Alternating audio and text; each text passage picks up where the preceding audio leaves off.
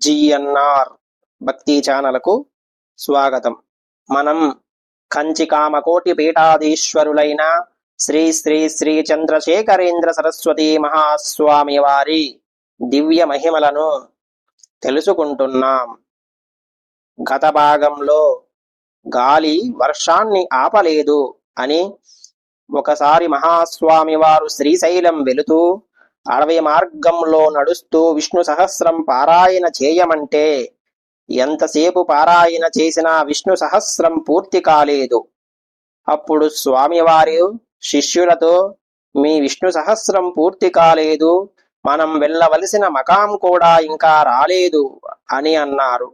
చాలాసేపటి తరువాత తాము వెళ్ళవలసిన మకాం దగ్గరికి వెళ్ళిన తరువాత, మీరు ఈరోజు సహస్రం కాదు, విష్ణువుకు లక్షార్చన చేశారు అని స్వామివారు అన్నారు.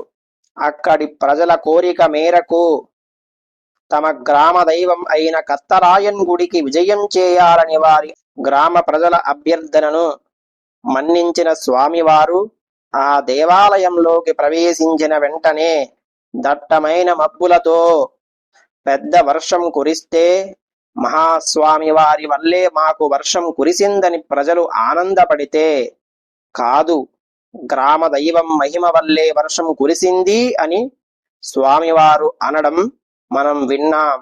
ఈరోజు మహాస్వామి వారి మరొక దివ్య మహిమను మనం తెలుసుకుందాం. శ్రీ మహాగణాధిపతయే నమః. శ్రీ గురుభ్యో నమః. శివాయ గురవే నమః.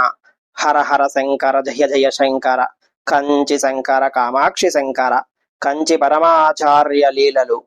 మహాస్వామి వారి మరెన్నో దివ్య మహిమల కోసం జిఎన్ఆర్ భక్తి ఛానల్ను సబ్స్క్రైబ్ చేయండి.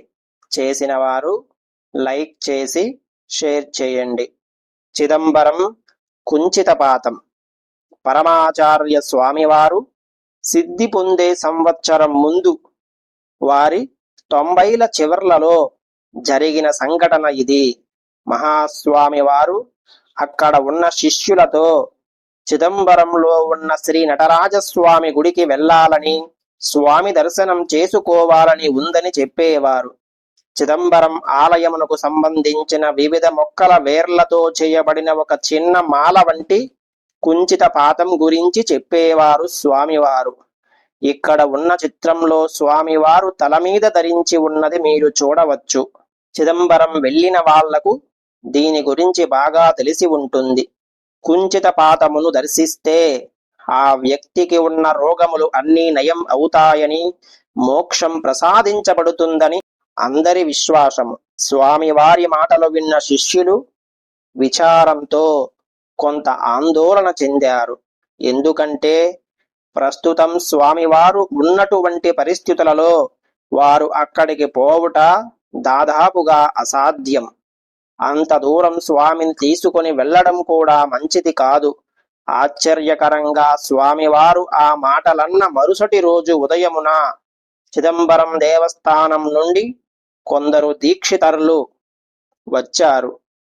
తిల్లై నటరాజస్వామి వారి ప్రసాదమును, కుంచిత పాతమును తీసుకొని శ్రీమఠానికి వచ్చారు. వారు మహాస్వామి వారిని దర్శించాలని చిదంబరం నుండి తీసుకువచ్చిన ప్రసాదములను శ్రీవారికి ఇవ్వాలని శిష్యులకు తెలియజేశారు.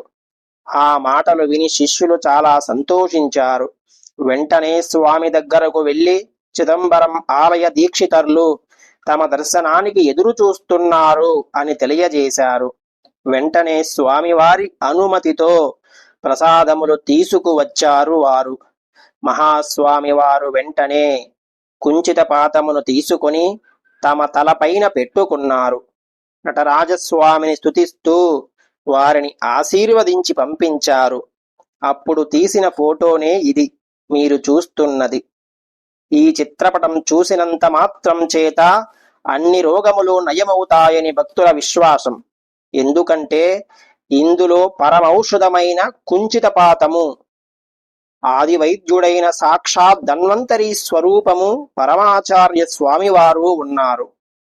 స్వామివారి ఆశీర్వాదములతో అందరూ ఆయురారోగ్యములతో ప్రశాంతముగా జీవించుగాక. మహాస్వామి వారు కుంచిత పాతముతో ఉన్న ఈ ఫోటోను ప్రతి ఒక్కరూ తమ ఇంట్లో పెట్టుకొని ప్రతిరోజు దర్శనం చేస్తే వారికి ఉన్న అనారోగ్యములు కూడా తొలగించబడతాయి స్వామివారి అనుగ్రహంతో. హర హర శంకర జయ జయ శంకర కంచి శంకర కామాక్షి శంకర.